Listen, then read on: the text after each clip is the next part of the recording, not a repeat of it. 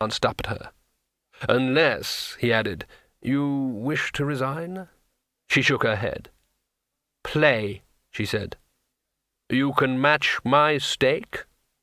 "Play." Rincewind knew what was inside trees. Wood, sap, possibly squirrels. Not a palace. Still, the cushions underneath him were definitely softer than wood. The wine in the wooden cup beside him was much tastier than sap, and there could be absolutely no comparison between a squirrel and the girl sitting before him, clasping her knees and watching him thoughtfully, unless mention was made of certain hints of furriness. The room was high, wide, and lit with a soft yellow light, which came from no particular source that Rincewind could identify.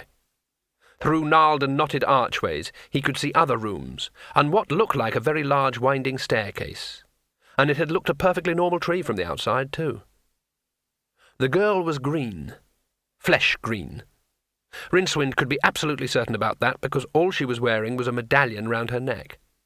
Her long hair had a faintly mossy look about it. Her eyes had no pupils and were a luminous green. Rincewind wished he had paid more attention to anthropology lectures at university. She had said nothing. Apart from indicating the couch and offering him the wine, she had done no more than sit watching him, occasionally rubbing a deep scratch on her arm. Rincewind hurriedly recalled that a dryad was so linked to her tree that she suffered wounds in sympathy. Sorry about that," he said quickly. "It was just an accident. I mean, there were these wolves, and, You had to climb my tree, and I rescued you," said the dryad smoothly. "How lucky for you. And for your friend, perhaps?" "Friend?" "The little man with the magic box," said the dryad. "Oh, sure, him," said Rincewind vaguely. "Yeah, I hope he's okay." "He needs your help." "He usually does. Did he make it to a tree too?" "He made it to the temple of Bel-Shamharoth." Rincewind choked on his wine. His ears tried to crawl into his head in terror of the syllables he had just heard. The Soul Eater. Before he could stop them, the memories came galloping back. Once, while a student of practical magic at Unseen University, and for a bet, he'd slipped into the little room off the main library. The room with walls covered in protective lead pentagrams. The room no one was allowed to occupy for more than 4 minutes and 32 seconds, which was a figure arrived at after 200 years of cautious experimentation. He had gingerly opened the book, which was chained to the octyron pedestal in the middle of the rune-strewn floor, not lest someone steal it, but lest it escape. For it was the octavo, so full of magic that it had its own vague sentience. One spell had indeed leapt from the crackling pages and lodged itself in the dark recesses of his brain. And apart from knowing that it was one of the 8 great spells, no one would know which one until he said it. Even Rincewind did not. But he could feel it sometimes, sidling out of sight behind his ego, biding its time. On the front of the octavo had been a representation of Bel-Shamharoth.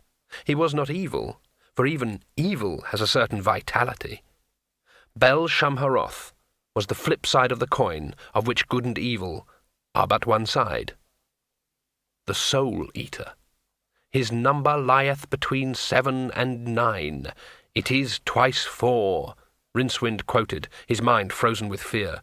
Oh, no! Where's the temple? "Upwards, towards the centre of the forest," said the dryad. "It is very old." "But who would be so stupid as to worship him? I mean, devils, yes, but he's the Soul Eater." "There were certain advantages, and the race that used to live in these parts had strange notions." "What happened to them, then?" "I did say they used to live in these parts." The dryad stood up and stretched out her hand. "Come, I am Drueli. Come with me and watch your friend's fate. It should be interesting." "I'm not sure that—" began Rincewind. The dryad turned her green eyes on him. "Do you believe that you have a choice?" she asked.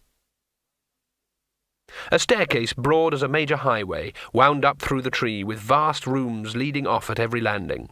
The sourceless yellow light was everywhere. There was also a sound like Rincewind concentrated, trying to identify it.